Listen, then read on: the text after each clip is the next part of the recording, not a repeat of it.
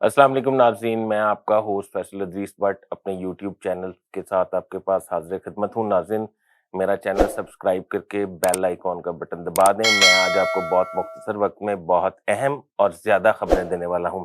میں آج آپ سے 5 ایسی اہم ملکی لیول کی خبریں شیئر کروں گا کہ یقیناً وہ آپ کے لیے بڑی اہم ہوں گی، کیونکہ عوام اس وقت مہنگائی کی چکی میں پس رہے ہیں۔ مفتاح اسماعیل صاحب وزیر خزانہ تھے۔ مفتاح اسماعیل صاحب کو ہٹا کے اسحاق ڈار کو مستحکم پوزیشن کرنے کے لیے لایا گیا تھا، مگر اسحاق ڈار صاحب نے پاکستان کی معیشت کی مستحکم پوزیشن کرنے کی بجائے مزید گرا دی، اپنی پوزیشن بالکل مستحکم کر لی ہے۔ جناب اسحاق ڈار جب اس ملک سے فرار ہوئے تھے لندن جانے کے لیے اور اسپیشل پلین میں گئے تھے، آپ کو یاد ہوگا، اور انہوں نے ادھر جا کے جب وہ ادھر پہنچ گئے تھے تو ادھر ان کا گلبرگ میں لاہور میں واقع گھر جو ہے وہ نیب کے قبضے میں تھا۔ اس کے بعد 50 کروڑ پہ ان کے بینک میں تھے جنہیں فریز کر لیا گیا تھا نیب کے کیسز کی وجہ سے۔ انہوں نے آ کے اپنی معیشت اکانومی تو بہتر کر لی اور اپنی مراد تو لے لی، مگر عوام کو خون کے آنسو رلا دیے۔ مطلب اسحاق ڈار صاحب نے اپنے 50 کروڑ جو بینک میں تھے وہ بھی ریلیز کروا لیے، اپنا کیس بھی ختم کروا کے کلین چٹ لے لی اور اپنا گھر بھی نیب کی حراست سے ریلیز کرا لیا ہے۔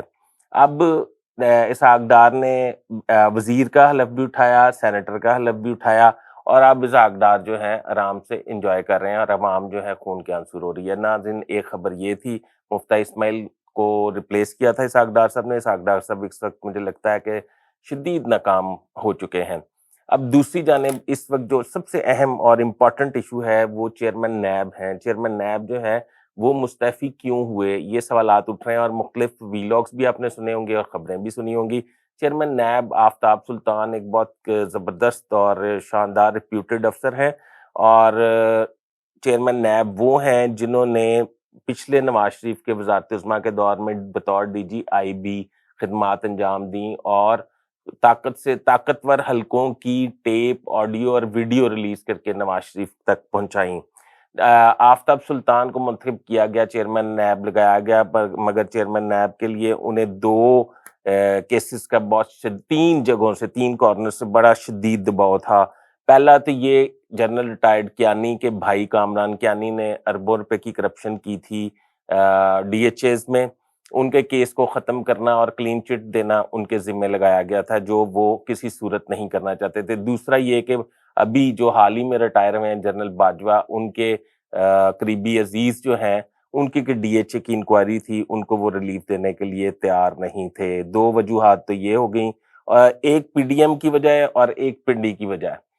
پی ڈی ایم یہ چاہتی تھی کہ عمران خان اور بشرا بی بی، فواد خٹک، شاہ محمود قریشی جو ہیں، ان کو فی الفور گرفتار کر کے بعد ازاں انکوائری کی جائے، جبکہ چیئرمین نیب کا یہ کہنا تھا کہ پہلے انکوائری ہوگی، اگر ایسا کچھ ہوا تو اس کے بعد مقدمہ درج کر کے ان کو گرفتار کیا جائے گا۔ اس پریشر پہ پرائم منسٹر، اور مجھے لگا کہ پہلی دفعہ حکومت اور اسٹیبلشمنٹ ایک پیج پہ آ گئی اور آخرکار آفتاب سلطان کو گھر جانا پڑا۔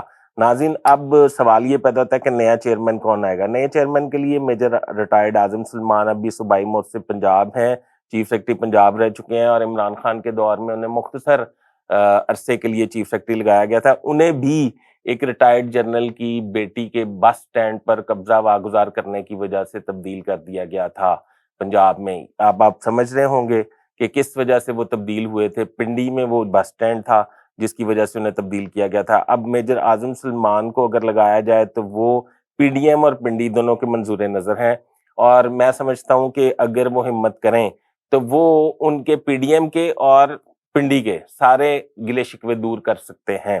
اب دوسرا نام آ رہا تھا عرفان لئی، سیکرٹری سول ایویشن، ریٹائرڈ ہوئے ہیں۔ میں نہیں سمجھتا کہ ان میں اتنا کرنٹ اور کریج ہے کہ وہ ان کا نام وہ جو ہیں اس کو ہینڈل کر سکیں۔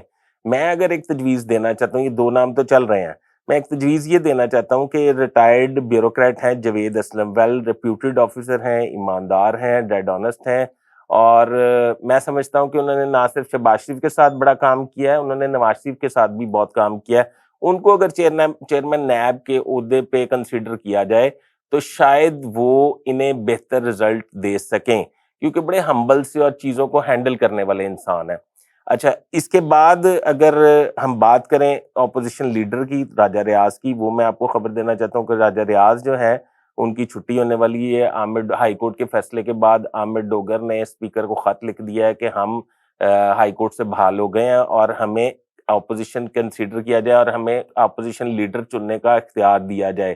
اب کیونکہ اگر اسپیکر اس پہ فردر ایکشن نہیں لیتے تو وہ تو علیحدہ بات ہے. اگر قانونی آئینی طور پہ وہ آتے ہیں تو راجہ ریاض کی چھٹی ہو جائے گی, اور راجہ ریاض کی چھٹی ہو جائے گی تو چیئرمین نیب جو ہے وہ راجہ ریاض اور حکومت کی مشاورت کے بغیر نہیں لگ سکے گا. یعنی کہ راجہ ریاض جو ہے وہ مائنس ہو جائیں گے بیچ میں, اپوزیشن لیڈر جو ہے وہ پی ٹی آئی سے آ جائے گا, اور پھر چیئرمین نیب کا تقرر نہیں ہو سکے گا. اس لیے حکومت کوشش کر رہی ہے کہ فوری طور پر وہ چیئرمین نیب کو جو ہے کسی صورت لگا دے اپوزیشن لیڈر تبدیل ہونے سے پہلے پہلے.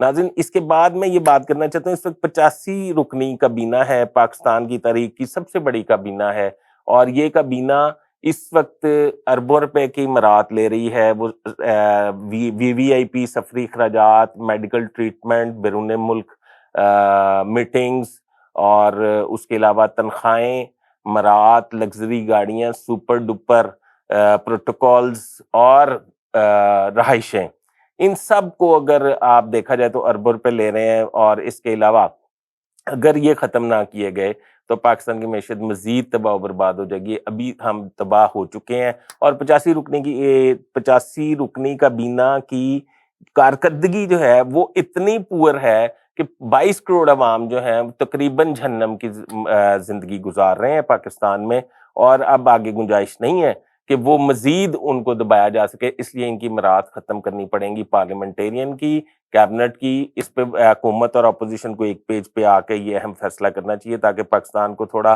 جو اس وقت آئی سی یو میں اس کی معیشت ہے اس کو نکال کے باہر وارڈ میں یا کمرے میں لایا جا سکے. ناظرین, ان خبروں کے ساتھ ہی اپنے ہوسٹ فیصل ادریس بٹ کو اجازت دیجیے. بہت اہم خبریں جو میں نیکسٹ دوں گا وہ بھی آپ تک پہنچیں گی. میرے چینل کو سبسکرائب کریں. شکریہ. اللہ حافظ.